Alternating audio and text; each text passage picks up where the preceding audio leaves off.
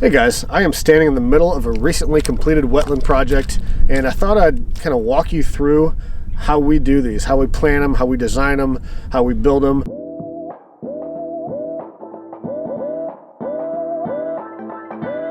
This one we built with Dennis Brooks out of Hannah City.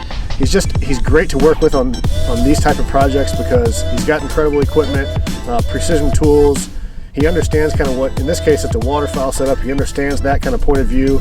So just really easy to work with, and the end product is always exactly what I have in my mind. So great to work with. On this one, our setup, what we wanted, which is always where the project starts, like what do you want as a client?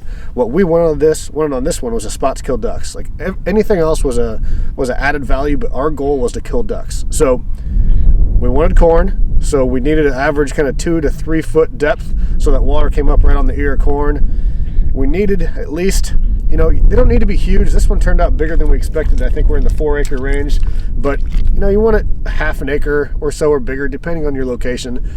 This location was great. We've got a 12-acre lake to the east. We've got a 45-acre lake just to the west with some more flooded food over there to the west.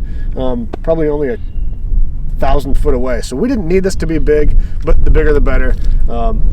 So the next thing is kind of a property audit. Does your property lend itself to building something to suit those needs? So, we could force a wetland anywhere, but we like to be price conscious and make sure that it makes sense. So we surveyed the property. At first, we just kind of use our just site. Like, is there a spot that we think we should look further into? So this location we found, I think it's like a 8-acre ag field that kind of dipped low in the middle, then kind of raised back up. So we came out here, we surveyed it to see how far, if we don't like to do wetlands any more than 4 feet. So in kind of generic planning, we always use that 4-foot depth just to see how far water had spread out.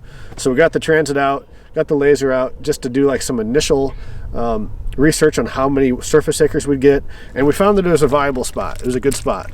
So the next step is actually pinpointing where you want the levees, where the levees will end, where it's going to drain to. So we found the low spot, which happened to be behind me.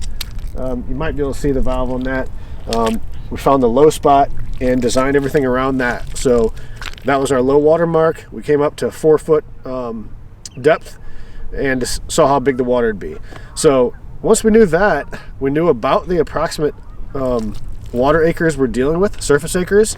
And then it gets a little more fun because then you can start to tailor kind of everything underneath the water.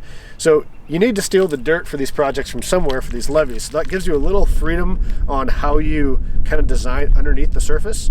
And it's really an important aspect of it because if you don't get the underneath it right, then it's just not going to be as beneficial to like what you're trying to accomplish. And this one we needed corn. So we wanted most of this to have a 2 to 3 foot depth.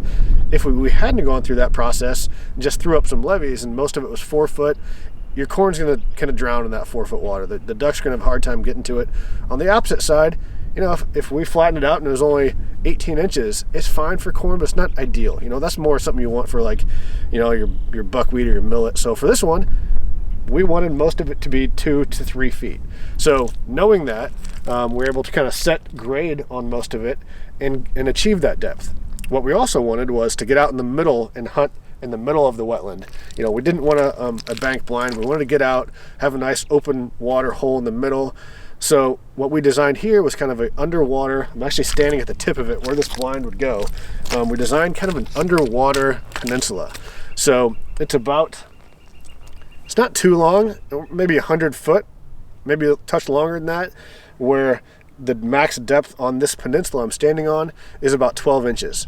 So that accomplishes a few things for us. One, it allows us to walk to the blind without waders. All you need is knee boots. So if you want to bring some of your buddies out that aren't big hunters, they don't need to drop $300 on waders. Just get them some boots and they can walk out. 2, where I'm standing, the corn's going to be a little higher. It's going to drop off at the very end down to our kind of normal 2 to 3 foot depth. But what that does is it gives us a spot to build a blind that would blend in a little better. If we're out in the middle and it's all 2 to 3 feet and we have to build our blind above the water level, it's going to stick out like a sore thumb. I mean, people do it and it's fine, But if you're planning, you might as well build it how you want. So what we did is we're gonna have the corn here at 12 inches and build the blind at the very far end. So it's gonna give us kind of a backdrop. Remember, all this corn's gonna be standing, so our blind will be up against that corn. It's gonna stick above it a little bit, but we'll try to keep it as low profile as possible. So then it gives us, surrounding us, you know, back essentially in all directions except for directly behind us, is going to be that average 2 to 3 foot depth. So we'll have corn in the entire wetland. It'll be perfect elevation right to the ears.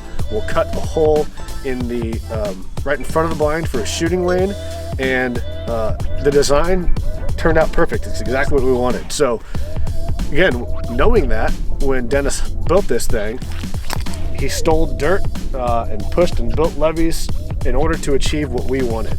So it just worked out perfect. We have 12 inches here. You could even, if you did cut it, you could have kind of flooded stubble if we decide to sink like a Bradley blind and get closer to kind of water level. It just gives us a bunch of options. So this one turned out super cool. Used an agri-drain valve. We're big fans of agri-drain. It's just really easy to kind of manipulate and control the water level. They're gate valves, so you can take out individual gates to control the water level exactly how you want. Just super easy. Great product. PVC pipes, so the water's gonna empty out to the east. Should be a fairly low maintenance setup. We're right next to water, so this one we're gonna have to pump again. So we have 2 or 3 spots for a pump that should be pretty easy to get water in it. So that's our process of planning it through building it. Managing it is a whole nother kind of animal. Maybe we'll get into that once we get time to plant this and you know, build a blind out here. But that is we're probably looking at 3 or 4 weeks till we get this planted, and then the blind and stuff. As long as we're in before, you know, October, we're good. So that's it. Hope you guys enjoyed watching this, and hopefully we'll be back at you shortly with another vlog. Thanks for watching.